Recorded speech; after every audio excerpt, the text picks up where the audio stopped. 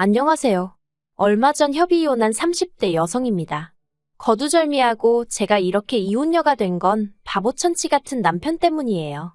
물론 원인 제공은 이혼하고 염치 없이 시댁에 눌러앉은 신우와 시어머니 때문이긴 하지만 솔직히 남편이 자기 역할만 잘해줬더라도 저희까지 이혼하는 일은 없었을 것 같거든요.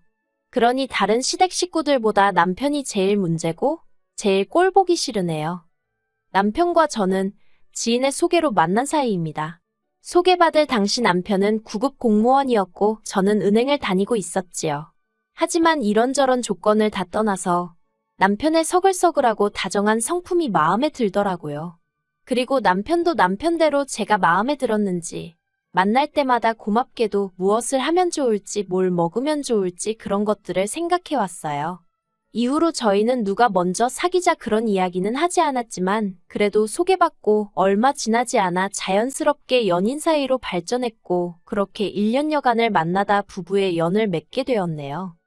다만 한 가지, 지금 돌이켜 생각해보면 마음에 걸렸던 일이 있는데 그건 결혼 이야기가 본격적으로 오가면서 서로 경제 사정을 오픈했을 때였습니다. 솔직히 말해서 홀어머님의 아래로 어린 신우까지 있었기에 남편에게 경제적인 부분에 있어서는 기대치가 크지 않았어요. 이건 여담이지만 남편이 9급 공무원이 된 것도 원래는 작은 중소기업을 4년 정도 다니다가 도저히 이렇게는 못 살겠다 싶었다대요. 여담이지만 입사 당시에는 9시 출근 6시 퇴근이라고 했는데 4년 내내 7시 40분까지 출근해서 8시 이후에 퇴근했답니다. 그래도 버티면 승진하고 한마디로 언젠가 좋은 날이 올 줄 알았는데 어느 날 대뜸 사장 친구 아들이라는 사람이 와서는 한 자리 차지하고 두 자리 차지하고 그러는 꼴을 보고 있으니까 내가 여기서 뭐하는 짓거린가 싶었다나요. 그래서 독하게 마음먹고 회사를 때려치고 공무원 공부를 시작했대요. 그런데 남들이 9급 공무원은 반년 안에 합격을 해야 한다. 1년이면 뭐 눈 감고 떡 먹기다 해서 조금 만만하게 봤었답니다. 하지만 매번 한 문제 차이, 한 점 차이 이런 식으로 고배를 마시느라 자그만치 4년을 날려먹었다는 거예요. 이 얘기를 들었을 땐 솔직히 제가 다 아찔하더군요. 솔직히 포기하지 않은 그 근성이 대단하다 싶으면서도 미련한 건가 싶고 어쨌든 결국엔 합격을 했으니 다행인가 싶기도 하고. 그런데 이런 과정이 있다 보니 당연히 모아둔 돈은 거의 없었지요. 가뜩이나 첫 직장 다닐 때도 홀어머니 생활비 보태드리랴 어쩌랴 해서 얼마 모으지도 못했는데 그 돈을 수험생활에 다 써버렸다니까요. 그리고 이런 이야기는 이미 연애하면서 조금씩 여러 번 들었던지라 언젠가부터는 그쪽으론 아예 기대치가 없었지요. 그래도 운이 좋았던 게 저희 친정부모님이 남편을 사윗감으로 마음에 들어 하셨습니다. 어떻게 모든 게 100% 마음에 들 수 있겠냐면서 그래도 저한테 잘하고 당신들한테 살가우니 그것만으로도 좋다 하시대요. 그리고 어쨌든 9급 공무원이라는 직업이 떼돈을 버는 직장은 아니어도 안정적이잖아요. 그래서 부족한 부분은 친정부모님이 도와주신다고 하셔서 무사히 결혼 준비를 할 수 있었지요. 그리고 남편에게 경제적인 부분에 있어 기대치가 없었던 만큼이나 어머님께도 아무것도 바라는 게 없었습니다. 솔직히 결혼 이야기가 한창 오가는 와중에도 당신 친구분들하고 여행 간다며 남편에게 이달은 용돈 얼마를 더 보내라 하시는 분이셨거든요. 그런 걸 옆에서 다 보고 있었는데 제가 뭘 생각하고 바라고 했겠어요. 그래도 시어머니 되실 분이라 나쁘게는 말 못하고 세상에는 정말 다양한 어머니들이 있구나 생각만 했지요. 그리고 그런 어머님의 비위를 맞춰드리는 것도 어떻게 보면 자식돌이라고 생각해서 최대한 좋은 쪽으로 생각하려고 했어요. 그런데 저와 남편이 결혼하고 2년차가 되던 해였습니다. 남편에게는 3살 터 올해 여동생이 있거든요. 신우는 일찍이 혼전 임신을 해서 저희가 결혼할 때 이미 7살짜리 아이를 키우고 있었어요. 여담이지만 자기 아들을 화동으로 세우겠다며 멋대로 무슨 큰 호의를 베풀듯이 이야기를 해서 제가 무척이나 황당했었답니다. 왜냐면 그러면서 저더러 얼마 줄 거냐고 물었거든요. 세상에 공짜가 어딨냐고 하면서요. 그런데 저는 제 결혼식이 엄숙하고 진지하길 바랬기 때문에 화동이라던가 모하객들을 산만하게 만들 만한 이벤트는 하고 싶지 않았어요. 그래서 제가 화동은 안 해도 된다니까 애가 얼마나 서운하겠냐면서 졸지에 저를 되게 무심한 사람처럼 몰고 가는 걸 보고 보통이 아니구나 싶더라니까요. 그리고 신우는 자기가 동생이지 않냐면서 축의금도 1원도 안 했어요. 솔직히 저야 안 받아도 그만이지만 그쪽에서도 정말 뭐 하나 해준 게 없었네요. 이러니 저랑 신우랑 사이가 좋을 리가 없었지요. 아무튼 그런 신우가 이혼을 했습니다. 이혼 사유는 심해부의 바람이었어요. 회사에 들어온 단기계약직 여직원하고 바람이 난 걸 평소에 신우랑 가깝게 지내던 다른 동료 와이프가 말해줬다대요. 그리고 심해부도 너무한 게 그러면 바짝 엎드려서 빌기라도 하지. 신우 면전에다 대고 솔직히 하룻밤 실수 때문에 너 같은 여자랑 결혼했다는 게 너무 억울하다고 소리를 질러대고 난리도 아니었다고요. 그리고는 양육권이고 친권이고 다 필요 없다며 신우더러 다 가지라 했다는 거예요. 그런데 양육권이고 친권이고 그것만 주면 뭘 어떡하라는 건지. 문제는 돈이었어요. 신우고 심해부고 평소에 씀씀이가 어찌나 해펐는지 재산이라곤 둘이 살던 전세집 보증금 7천이 전부였더라고요. 근데 그나마도 또 돈 갚을 때가 있어서 결국 이리저리 다 쪼개고 나니까 신우 앞으로 2천만 원 남더랍니다. 그래서 신우가 그 2천만 원하고 시조카 데리고 어머님 댁에 들어갔지요. 솔직히 신우가 어머님 딸인데 어머님 댁에서 들어가 사는 걸 보고 누가 이러쿵저러쿵 말을 했겠어요. 저 또한 그거에 대해서 불만은 전혀 없었고요. 하지만 제가 이해할 수 없었던 건 그런 상황에서도 신우는 일할 생각을 안 하더라는 거예요. 겨우 2천만 원 들고 이혼한 상황에서 그 돈만 조금씩 까먹어가면서 버티려고 드는 모양새가 딱하다 못해 어이가 없었네요. 그리고 상황이 그렇다 보니 원래도 가족 모임이 있으면 저희 부부가 대부분 부담하기는 했지만 그 빈도수가 더 잦아졌다고 해야 할까요? 어머님 생신을 비롯해서 명절부터 시작해서 이런저런 행사가 있을 때마다 계산은 너무나 당연히 저와 남편의 몫이었고 심지어 저는 해산물을 먹지 못하는데 해물탕을 먹으러 가서도 돈을 저희더러 내게 하더라고요. 그리고 그뿐만이 아니었습니다. 어머님께서는 걸핏하면 저희더러 하나뿐인 시조카 섭섭하게 하지 마라. 서운케 하지 말라면서 이것도 해줘라 저것도 해줘라. 한마디로 저희가 마치 시조카 양부모 역할이라도 해주길 바라시는 눈치였습니다. 하지만 저희는 저희대로 자녀 계획을 세우고 있었기에 그렇게 무턱대고 시조카한테 돈을 들이부을 상황이 아니었거든요. 특히나 어머님께서 매달 용돈이니 생활비니에서 못해도 70만 원씩 받아가고 계셨는데 시조카한테도 용돈을 주라는 둥 학원을 보내야 한다는 둥 어머님 말씀을 따른다 치면 한 달에 시조카 앞으로 좋기 50만 원은 들어가게 생긴 거예요. 저도 언젠가 한번 마음먹고 계산해봤다가 뒤로 넘어가는 줄 알았습니다. 결국 신우 뒷바라지라고 해야 하나 그 짓거리를 1년이나 하고 나서야 도저히 못 참겠다 싶어서 제가 남편에게 얘기 좀 하자고 했어요. 그리고는 제가 엑셀로 정리한 저희 재정상태 분석표라고 해야 할지 은행에서 항상 하는 일이랑 비슷해서 해놓고 나니까 무슨 보고서처럼 됐더라고요. 아무튼 그걸 만들어서 남편 앞에 들이밀었습니다. 그러자 남편이 흘끗 보더니 그래서 하고 싶은 말이 뭔데? 그러는 거예요.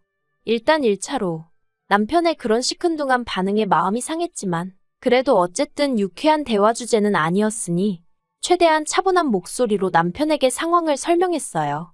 우리도 조만간 아이를 가져야 하는데 이런 식으로 계속해서 어머님과 신우를 챙길 수는 없다. 이제 좀 줄일 건 줄여야 하지 않겠냐고요. 그런데 그 이야기가 끝나기가 무섭게 남편 얼굴색이 울그락불그락 하더니 그래서 뭐 어쩌자는 거냐고 소리를 지르면서 하고 싶은 말이 있으면 똑바로 해 그러대요.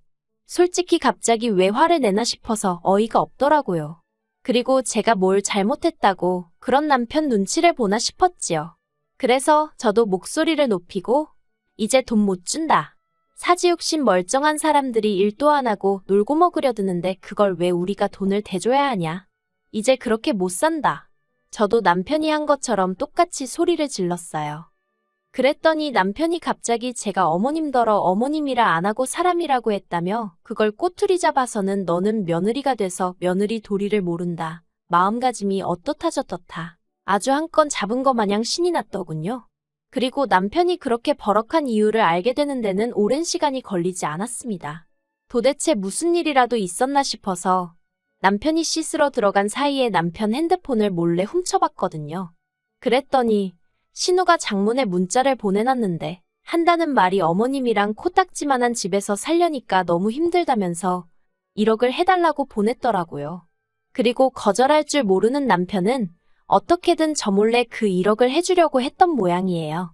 1, 2급 융권은 물론이고 대부업체까지 안 알아본 데가 없었으니까요. 참고로 집안에서 경제권은 제가 쥐고 있습니다. 결혼할 때 제가 집을 해온 대신 자연스럽게 경제권도 저한테 넘어왔어요. 하지만 제가 핸드폰을 몰래 받기도 했고 남편이 저에게 따로 신우가 부탁한 일에 대해서는 가타부타 말이 없었기 때문에 아는 척을 하기가 그렇더군요. 그래서 저도 굳이 입 밖으로 꺼내진 않았습니다. 마음 한구석에선 남편이 저랑 상의를 해주길 바라면서도 동시에 상의를 한다고 들면 그건 그거대로 일이다 싶고 저도 제 마음을 알 수가 없었어요. 그리고 그렇게 며칠의 시간이 지났습니다. 남편이 할이야기가 있다며 저더러 거실로 나와보라고 하더군요. 뭔데 그러냐고 자리에 앉으니 남편이 무슨 서류 몇 장을 꺼냈습니다. 눈에 익숙한 서류들, 바로 아파트 담보대출 서류였어요. 황당해서 아니 집에서 이 서류들을 보게 될 줄은 몰랐네. 이걸 어디서 구해왔어? 이거 왜? 하고 물었습니다. 그랬더니 한다는 말이 아파트 담보대출 좀 받아줘 그러는 거예요. 그제서야 얼마 전 받던 신우의 문자가 생각이 났습니다. 순식간에 화가 솟구쳤지만 일단 아는 체는 하지 않고 갑자기 웬 대출을 받자는 거냐고 얼마나 필요해서 그러는데? 하고 물었어요. 그랬더니 1억 정도 필요하다면서 자기가 아는 형 돈을 빌려서 주식을 했다나요. 아주 자기 여동생한테 돈을 갖다 바치려고 별 거짓말을 다 한다 싶어서 기도 안 차대요. 제가 누구한테 빌린 거냐.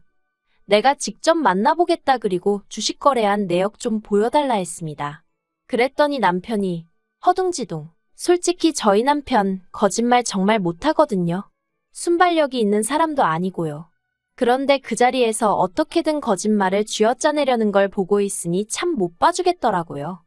그래서 제가 남편에게 신우가 당신에게 보낸 문자 봤다고 솔직하게 말했습니다.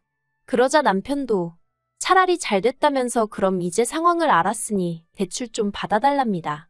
신우가 못 갚으면 자기가라도 갚을 거니까 걱정하지 말라면서요. 어이가 없어서 나랑 살면서 뭘 어떻게 갚겠다는 거냐고 물었어요.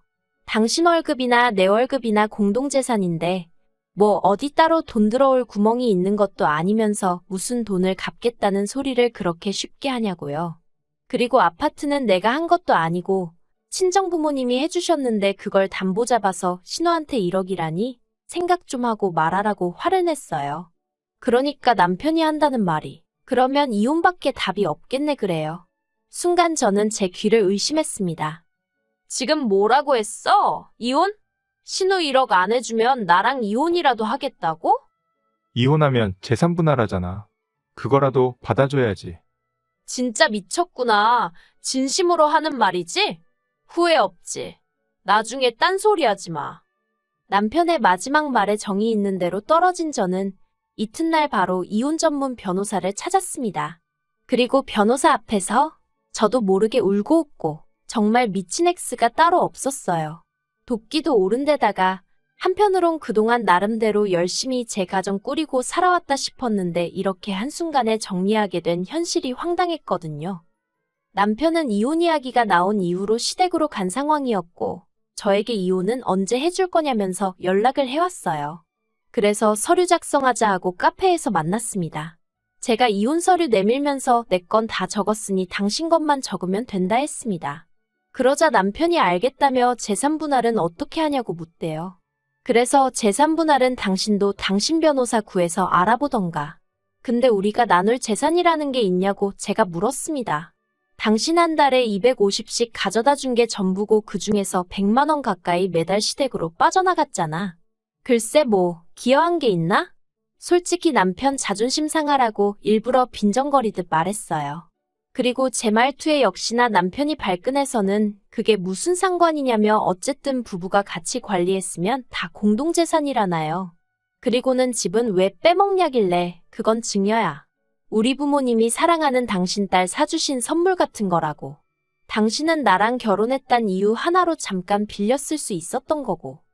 그러자 남편 얼굴이 사색이 되어서는 그러면 자기 이혼 안 하겠답니다. 어이가 없어서 이혼이 당신이 하고 싶으면 하고 안 하고 싶으면 안 하고 그러는 건 줄 아냐고. 나는 이미 마음 굳혔다 했어요. 그리고는 지금 내가 준 이혼 서류 마저 작성해서 등기로 보내든가 아니면 잠자코 기다려. 내가 변호사 사서 소송 걸게. 그 말만 남기고는 먼저 카페에서 빠져나왔네요.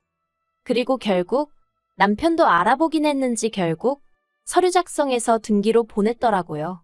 솔직히 당시에는 여러 가지 감정이 교차했습니다. 남편이 몇 번 더 매달리고 그런 것도 없이 서류를 보냈다는 게 황당하기도 하고 괘씸하기도 하고. 그런데 다시 생각해보니까 매달린다고 제가 받아줄 것도 아니었고 오히려 서로 머리만 더 아팠을 것 같기도 해서 지금은 다 잘 됐다고 생각하고 있어요. 남편과 이혼한 이후로 놀랍게도 제 삶은 크게 달라진 게 없습니다. 여전히 친정부모님이 사주신 아파트에서 생활하며 직장을 다니고 있어요. 다만 쓸데없이 돈 뜯어가는 인간들이 사라졌으니 경제적으로 더 여유가 생겨서 올 여름에는 친정부모님 모시고 해외로 여행을 다녀올 생각이에요. 그런데 소개팅을 주선했던 지인의 얘기로는 남편은 저와 이혼하고 계속 시댁에서 사는 모양이더라고요. 어머님 집이 제가 알기로 15평에 방 2개 그나마도 방 1개는 거실 겸용인데 거기서 어머님 시누시 조카 그리고 남편까지. 어휴 복작복작해서 어떻게 살런지 물론 하나도 걱정되진 않아요. 더한 곳에서 사는 사람들도 많은데요, 뭐. 아무튼 이혼하길 잘했다 싶네요.